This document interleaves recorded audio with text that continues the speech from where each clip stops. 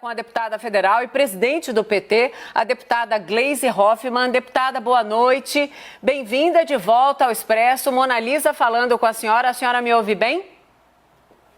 Ouço sim, Mona Lisa. Boa noite, um prazer estar aqui com vocês, falando com os telespectadores da CNN. Muito obrigada, porque essa é a nossa batalha desde sempre, ter todos os lados ouvidos aqui na Plenitude, ao vivo, em entrevistas sem edição. Essa é a maravilha, né, da democracia da informação. Mas vamos lá, deputada.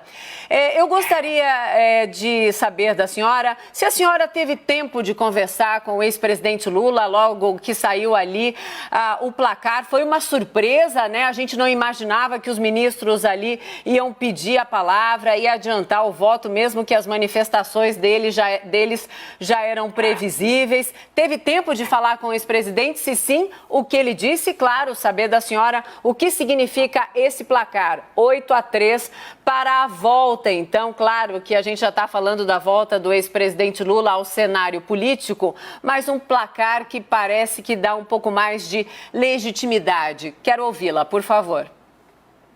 Ô, Mona Lisa, eu falei rapidamente com o presidente, liguei para dar um abraço, cumprimentá-lo, afinal ele foi um lutador, né, para que a gente pudesse ter essa vitória que foi muito expressiva e importante para nós. Ele está feliz, claro, julgo que está de alma lavada com essa decisão. Esse julgamento de hoje foi o passo importante, fundamental, para que a gente possa fazer o resgate da justiça para o presidente Lula.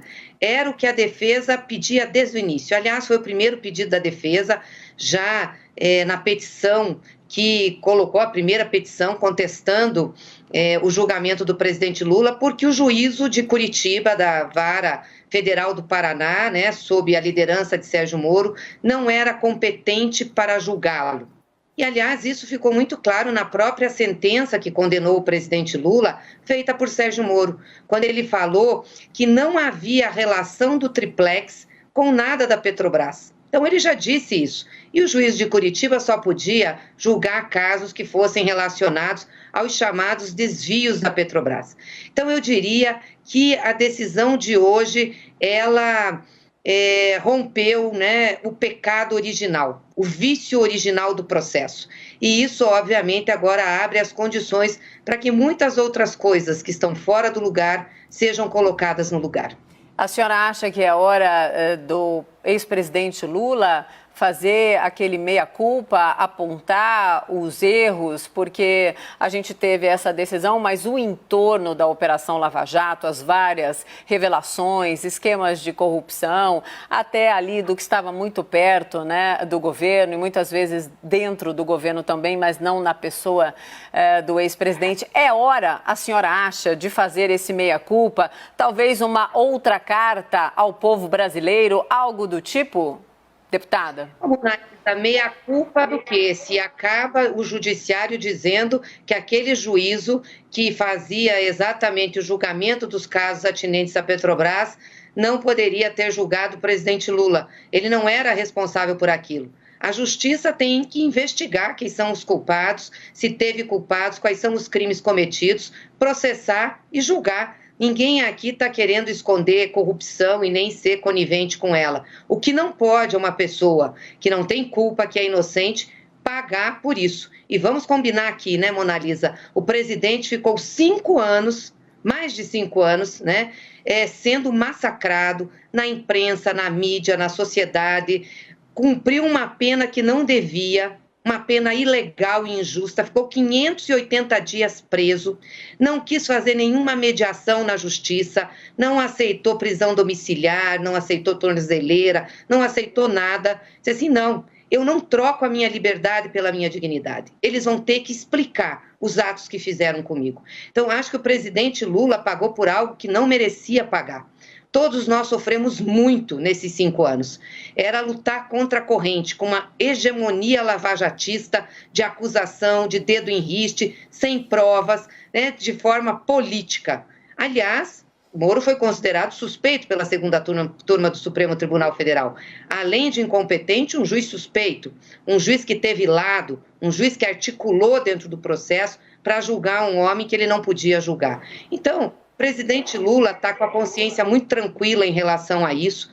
Eu acho que hoje o STF reestabeleceu as coisas. Como eu disse, sanou o vício original, o pecado original. Daqui para frente, nós temos ainda muitas coisas para falar, para dizer à sociedade brasileira, e tem muitas coisas para serem consertadas que foram problemas dessa Lava Jato. Aliás, queria dizer que a injustiça não foi causada só ao presidente Lula.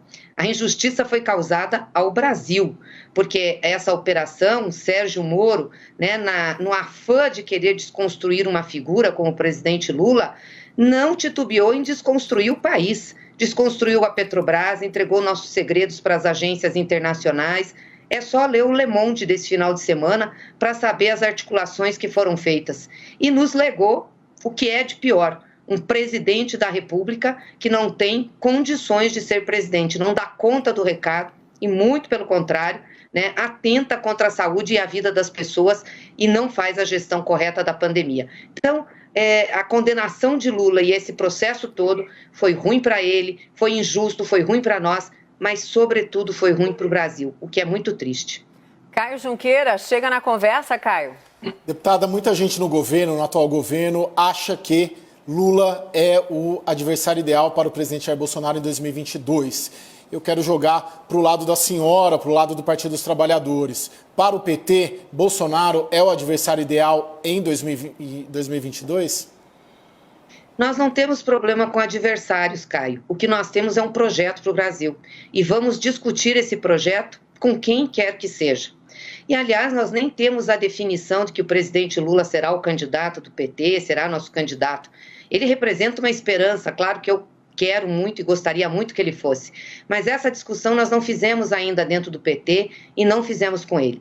A única certeza que eu tenho, Caio, é que depois dessa decisão do Supremo Tribunal Federal, nós vamos ter eleições livres em 2022. Coisa que nós não tivemos em 2018, quando um dos candidatos, aliás, aquele que estava na frente, foi impedido de ser candidato por uma decisão judicial que agora nós estamos vendo que não poderia ter sido tomada e que foi injusta. Então, acho que para a democracia o que nós temos que comemorar é que em 2022 nós vamos ter eleições livres. Deputada, a senhora disse, não fizemos ainda essa discussão para saber se o ex-presidente Lula será o candidato. Essa discussão será feita quando e com quais nomes ali ao lado do ex-presidente Lula? A senhora poderia adiantar? Se sim, nós adoraríamos, obviamente. Pelo amor à notícia apenas. Claro. Não, Mona Lisa, nós não começamos essa discussão, até porque nós avaliamos que a gente está vivendo um momento muito difícil no Brasil. As pessoas estão morrendo. A gente perde em vidas um pequeno município por dia. Nós estamos com a média de perder 3.000 pessoas, 3.500 pessoas por dia. Isso é a quantidade de população de muitos municípios brasileiros. Então, nós estamos perdendo uma cidade por dia. Já perdemos uma cidade média. Os cientistas e também o nosso pessoal da área de saúde, nossos ex-ministros, dizem que nós vamos chegar em junho com perto de mais de 500.000 pessoas mortas, pela forma como está feita a gestão dessa pandemia, né? Pela forma, diria, criminosa de jogar o povo contra o vírus, de não terem tomado, né, Bolsonaro não ter tomado as medidas corretas, não ter comprado vacina, não ter estimulado o uso de máscara, não ter feito isolamento social, não ter feito comitê com os governadores e prefeitos. Ele sempre sabia de tudo e sabe de tudo, fala toda hora o que ele acha e jogou o povo contra essa tragédia. Além da fome, da miséria que nós estamos vivendo no Brasil com esse desemprego. Então, nós não estamos no momento de fazer discussão sobre eleições. Nós estamos num momento em que o presidente Lula usa a sua liderança e a sua capacidade para aglutinar setores mais variados da política brasileira para a gente tentar sair dessa crise, ter uma alternativa para o Brasil. Não dá para continuar assim. E esse é o papel que o presidente Lula tem agora. É óbvio que nós vamos ter que fazer também discussão eleitoral, mas isso nós vamos fazer a partir do segundo semestre, mais para o final do segundo semestre. Eu vou reiterar aqui, a minha posição é que o presidente Lula seja o nosso candidato. Candidato do povo, candidato da esperança, que renova a esperança nesse país. Mas, obviamente, isso depende de uma decisão dele e de conversar com a nossa direção partidária, a nossa executiva, as lideranças do partido, conversar com o Fernando Haddad, conversar com os nossos governadores, conversar com a nossa bancada federal, com os nossos senadores, que são pessoas que fazem a política e que estão no dia a dia nessa militância. Tá certo. Deputada, muito obrigada por falar sim aí para conversar conosco aqui na CNN. Saímos correndo aí para fazer a repercussão correta. Muito obrigada e uma boa noite à senhora, deputada. Boa noite, Mona Lisa, boa noite, Caio, e boa noite a todos os telespectadores da CNN.